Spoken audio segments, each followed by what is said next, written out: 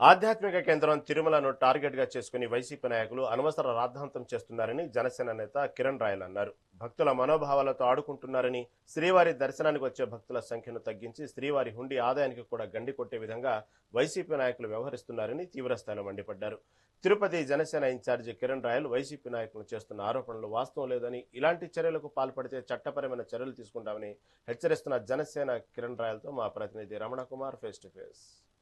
దేవస్థానం కేంద్రంగా వైఎస్ఆర్సీపీ చేస్తున్న ఆరోపణలను తీవ్ర స్థాయిలో ఖండించారు జనసేన తిరుపతి ఇన్ఛార్జ్ కిరణ్ రాయల్. ఏదైతే గతంలో వైసీపీ ప్రభుత్వంలో జరిగిన తప్పిదాలన్నిటి కూడా ఇప్పుడు టీడీపీ ప్రభుత్వంలో జరుగుతున్నాయని ప్రజల మీద, భక్తుల మీద రుద్దేదాన్ని జనసేన నాయకులు తీవ్రంగా ఖండిస్తున్నారు. మనతో పాటు జనసేన తిరుపతి ఇన్ఛార్జ్ కిరణ్ రాయల్ గారు ఉన్నారు. వారితో మాట్లాడే ప్రయత్నం చేద్దాం. చెప్పండి, ఈరోజు ఏదైతే టీటీడీని టార్గెట్ చేస్తూ భక్తుల మనోభావాలతో కూడా తినే విధంగా వైఎస్ఆర్సీపీ ప్రయత్నిస్తుంది అనే ఆరోపణలు అయితే తీవ్ర స్థాయిలో వినిపిస్తున్న పరిస్థితి. తాజా పరిణామాలను చూస్తే ఏ విధంగా భావించాలి తిరుపతిలో జరుగుతున్న పరిణామాలు? ఖచ్చితంగా భక్తుల మనోభావాలే కాదు, భక్తుల్ని తిరుమల రావడానికి కూడా భయపెట్టే విధంగా చేస్తున్నారేమో, ఉండి ఆదాయం తగ్గించే ప్రయత్నం కూడా చేస్తున్నారేమో చెప్పడానికి ఒక కుట్ర జరుగుతుంది. రోజుకొకటి అయిపోయిందని. ఇప్పుడు పరకామన్ ఇష్యూ, ఆల్రెడీ రవికుమార్ ఇష్యూ అందరూ తెలిసిందే. దొరికిన దొంగని చెట్టు కింద మధ్యస్థం చేసినారు, మీరు సెటిల్ చేసుకున్నారు. ఇప్పుడు పెంచలయ్యని ఒక దొరికినాడు. ఇప్పుడు 2023లో కరుణాకర్ రెడ్డి పెట్టాడు ఆయన మనిషిని. ఆయన అన్ని చోట్ల ఆయన మనుషులు పెట్టుకొని అన్ని చోట్ల ఏదో ఒక నేరం చేయించి అవన్నీ ఇప్పుడు మా మీద ఇస్తున్నాడు. అది కరెక్ట్ కాదు కదా. ఇప్పుడు 25లో అతని కేసు పెట్టినాం, అరెస్ట్ చేసినాం, రిమాండ్ చేసినాం. ఆయన ఏమేమి దొంగతనం చేసినాడు రికవరీ చేస్తున్నాం. అంతేగాని మీలాగా కింద కూర్చొని సెటిల్మెంట్ చేసుకొని డబ్బులు వాటాలు చేసుకోలేదు కదా. అలాంటి చేయనప్పుడు ఎందుకు ప్రచారం చేస్తున్నారు? ఎందుకు పరకామని ఉండిలో డబ్బులు ఇవ్వకూడదునా? లేకపోతే ప్రసాదం అని ఒకటి కాదు, కల్తీ నెయ్యి అంటాడు. మళ్ళీ నెయ్యి ట్యాంకర్ పడిపోతే ఆడాడో పడిపోతే దానికి టీటీడీ ఏం చేస్తుందన్నా? నువ్వే తెలుసు. మీరు అనుచరుల మనిషిని పెట్టి తవ్విచేసి ఉండొచ్చు. నెయ్యి కొరత అంటారు. ఒకటి కాదు, ఇవన్నీ కూడా మనోభావాలు దెబ్బతీసే విధంగా ప్రయత్నిస్తున్నారు.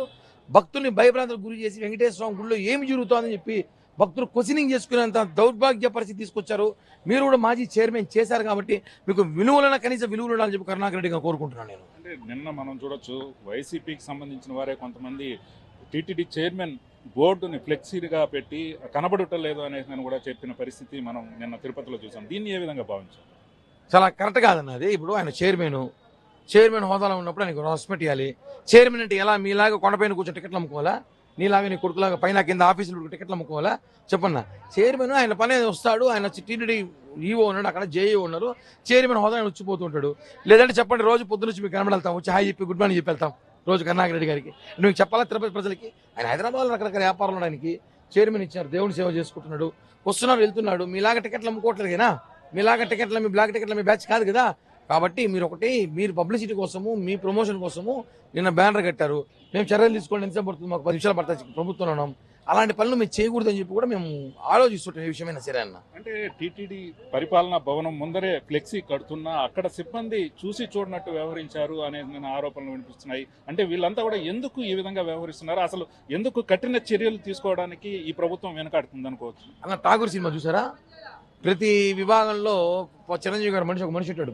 ఆ మారి కరుణాకర్ రెడ్డి మనుషులు ప్రతి విభాగంలో పెట్టేశాడు. ఆయన పెట్టేసి అక్కడి నుంచి ఇన్ఫర్మేషన్ సేకరించుకొని ఆ ఇన్ఫర్మేషన్ అన్ని కూడా ఫాల్స్ అలిగేషన్స్ చేస్తుంటాడు. అదేవిధంగా టీటీడీ ఏఎల్డీ బిల్డింగ్ జరిగిన విషయం అదే. నిన్న జరిగిన అక్కడ చోటు కరుణాకర్ రెడ్డి మనుషులు ఉన్నారు కాబట్టి దగ్గర నుండి బ్యానర్ కట్టించారు. దాని మీద చర్యలు తీసుకుంటాము, దాని మీద యాక్షన్ తీసుకోమని ఆల్రెడీ కంప్లైంట్ ఇచ్చాము. చూద్దాం, భవిష్యత్తులో ఇలాంటి పునరావృతం కాకుండా చేయాల్సిన బాధ్యత టీటీడీకి ఉంది. టీటీడీ కూడా కొంచెం ఆలోచించాలి. టీటీడీని రాజకీయం చేయకుండా, రాజకీయ నాయకులు ప్రోత్సహించకుండా ఇలాంటి జరగకుండా చూసుకునే బాధ్యత టీటీడీకి ఉందన్న. ఓకే, అది ఏదైతే తిరుమల కేంద్రంగా కూడా వివాదాలను రేపడానికే వైసీపీ ప్రభుత్వం ప్రయత్నిస్తుంది. ఇది ప్రధానంగా తిరుమల శ్రీవారి దర్శనానికి వచ్చే భక్తులను తగ్గించడానికి కావచ్చు, లేక శ్రీవారి హుండీ ఆదాయాన్ని తగ్గించడంలో భాగంగానే వైఎస్ఆర్సీపీ ఈ విధమైన కుట్రలను పన్నుతుందనే కూడా ఆయన తీవ్ర స్థాయిలో ఆరోపణలు చేస్తున్న పరిస్థితి. మరోపక్క టీటీడీ చైర్మన్ బిఆర్ నాయుడు ఫ్లెక్సీని టీటీడీ పరిపాలనా భవనం ముందర పెట్టడం ఆయన తీవ్రంగా వ్యతిరేకిస్తున్నారు. ఖచ్చితంగా దీనికి బాధ్యులైన వారి మీద ఖచ్చితంగా కేసులు నమోదు చేసి వారి మీద చర్యలు తీసుకుంటామనే కూడా ఆయన ఈ సందర్భంగా హెచ్చరించిన పరిస్థితి. ఏదేమైనప్పటికీ తిరుమల తిరుపతి దేవస్థానానికి సంబంధించి తిరుమల వచ్చే భక్తుల మనోభావాలను దృష్టిలో ఉంచుకుని వైఎస్ఆర్సీపీ నాయకులు మాట్లాడితే బాగుంటుందని ఈ సందర్భంగా కిరణ్ రాయల్ వారిని హెచ్చరించిన పరిస్థితి. వీడియో జర్నలిస్ట్ భాస్కర్తో రమణ కుమార్, మెగా 9 టీవీ, తిరుపతి.